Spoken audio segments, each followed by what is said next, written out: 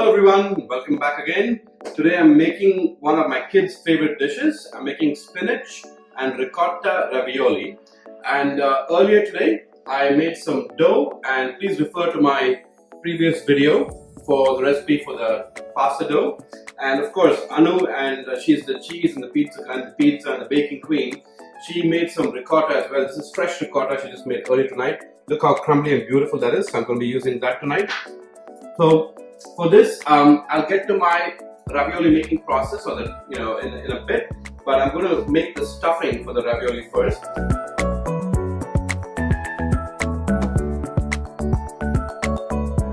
So for that, I have some nice fresh organic spinach, and you just put that without any oil, just like so, in a pan. And we want to make sure that wilts down. And after it wilts down, we're going to remove any excess water from it as well. Okay, so my spinach is wilted down nicely, and I'm going to transfer this to my chopping board. We're going to chop that up. Okay, my spinach is still warm, but I'm going to go ahead and cut it.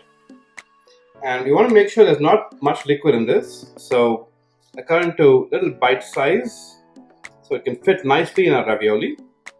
Okay, that's looking good. I will transfer this to my bowl, squeeze out any excess liquid. Perfect. And to this I'm going to add my ricotta cheese, a nice generous amount of ricotta. So we have about equal parts ricotta and spinach. That's good. I'm also going to add some parmesan. That's freshly grated parmesan. And I have just a tad bit, you can see there, of lemon rind, which adds a lot of flavor. Today I'm going to be serving this with a basil garlic butter. So I'm also going to add some basil, these are dried basil leaves. I also have fresh basil leaves, which I will add later on top. And in this I'm just going to add some dried basil. I think that much should do it. And of course we want to season, so we're going to add some salt and some pepper. Just about a half a teaspoon of salt should be good for that much. And I'm going to season with pepper.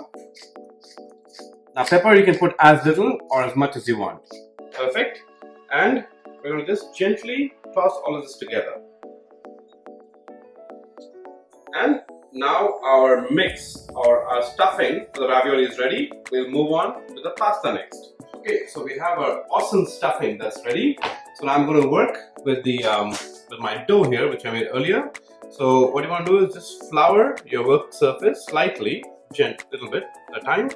And then we pick up our dough, and you want to continue kneading it. So when you knead it, you release all the gluten, and that's what helps make really good pasta. So you don't have to, you see the flour is still there. I don't need to use all that flour. I'm just kneading it to make sure I get a nice, consistent and smooth dough. Okay, so I've been kneading my dough for about 10 minutes. That's looking good. So we're just going to cut the dough up. I'm going to cut it into some 4 equal parts. So I've got that. I'm going to cut, and maybe one more. And then we're going to roll these out to make our pasta sheets. Make a little ball out of it. Make sure I have enough flour on my work surface. Just spread it around. And drop my dough ball on there. And you can press it by hand initially, and then use a roller pin to knead it out.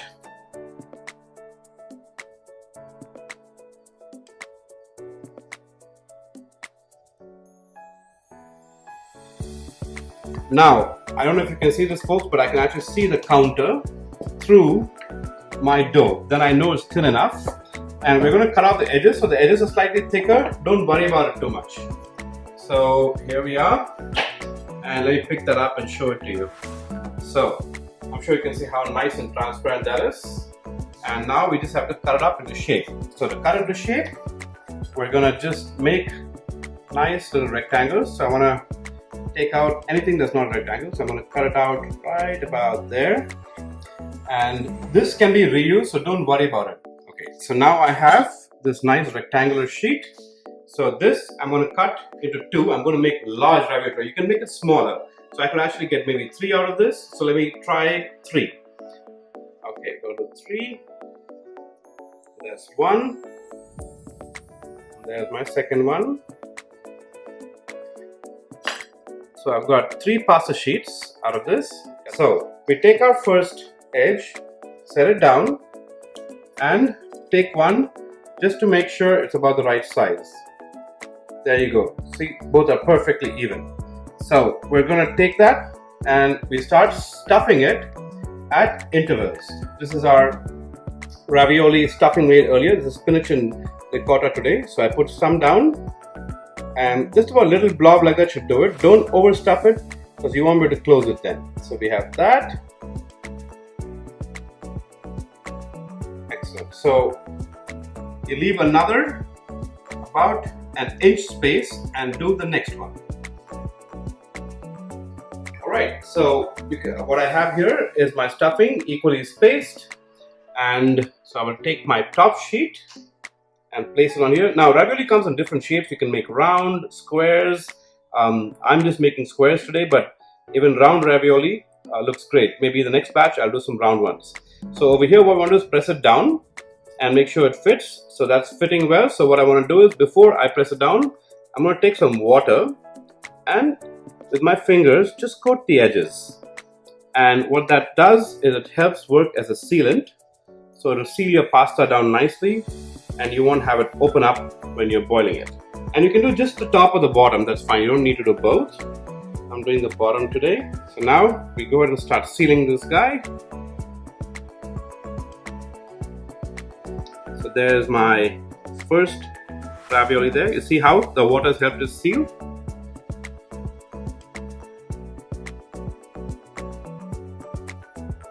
And you press down your fingers in between to ensure that they separate well. And there we are. So what I'm going to do is, I have a little excess over here, so I'm just going to trim it off gently. Move that out. I'm going to cut our individual raviolis. To make it look pretty, but also to make sure we have a nice seal, I have a fork. So you take the end of a fork and gently press down on it. So what you can see now here is you have that nice ribbon looking shape, but it also works as a sealant. And when you're doing this, just make sure you don't poke the center with the raviolis because I will spill out. So I've got about 16 squares over there of ravioli, and I'm also doing some rounds. And for my squares, I just cut them up by hand. But for this, I'm just using anything that's round and sharp, has a neat sharp edge. Use that. So just place it on there. Make sure you have enough space, and press down on it, and give it a quick turn. That's all you need to do, and that's it. So when you do that, what you get is a nice round sheet. So I'm going to stuff these. So I have some round and some squares I'm going to make. I have some water that's boiling here, my pasta, and that'll be the final step. So okay, so I have my water boiling. I'm going to drop my pasta, and I showed you how I made my nice round pasta. Marco Pure White would be proud. We've got some nice perfect round shapes. Drop those guys in there, and you don't want to overcrowd this, so we're not going to put too many. We'll just drop about maybe 5 or 6 in there for now, and then do another batch. Now remember guys, this is not store-bought dried pasta, it's fresh pasta. So fresh pasta cooks a lot faster. It should take no more than 4 minutes. In the meantime, I have some olive oil that's heated. I'm going to go ahead and roast my garlic. This is for the sauce. So that's nice and sizzling. So we'll let that get a little brown. We want it brown. I also have some butter in here that's been melted. And to that, I have some finely chopped basil. I don't want to chop it too fine. I want to taste that basil. So they're nice shreds of basil. I'm going to throw that in there. So we have some nice basil butter. And my garlic should be done momentarily. I'm going to also add the garlic to this, and that's going to be my drizzle, my sauce on top. Okay, my pasta has been here for about 4 to 5 minutes. They're ready to come out. So I'm just going to put them in a strainer to drain any excess water out of it. And then I'll put it on my plate. In the meantime, I showed you guys earlier, I was making burnt garlic, butter, basil sauce. That's what it looks like. That's just going to be drizzled on top. I'm going to let this sit and drain for a second, but in the meantime, I'm going to put in the rest of my ravioli in there. Okay, so I have my ravioli over here. I've just picked 3 different sizes and shapes. I've got my wonderful basil garlic butter sauce. And I'm also going to dress it with a little bit of Parmesan.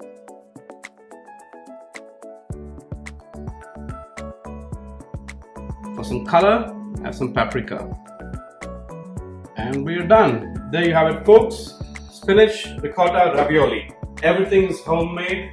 The ricotta cheese, the pasta, and obviously the rest of it too.